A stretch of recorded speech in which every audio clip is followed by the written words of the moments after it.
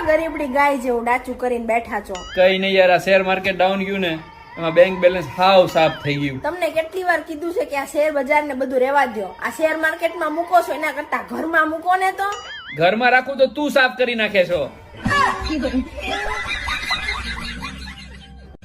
બહુ સારું.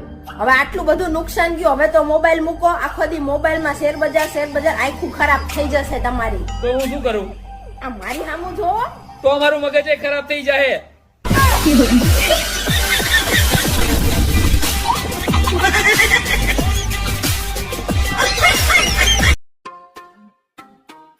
તું મારું કેટલું ધ્યાન રાખે છો.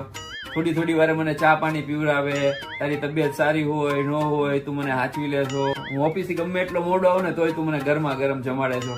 તારી ખોટી કોઈ કચકચ નથી હોતી બીજી પત્નીઓની જેમ. ખાસ વાત તને હું તને હાવ સાચું કહું ને તો તારા બીજી બૈરેવાની જેમ ખોટા ખર્ચાય નથી હોતા. ભગવાનને હું પ્રાર્થના કરીશ કે 7 જન્મ સુધી તું જ મને પત્ની સ્વરૂપે મળે.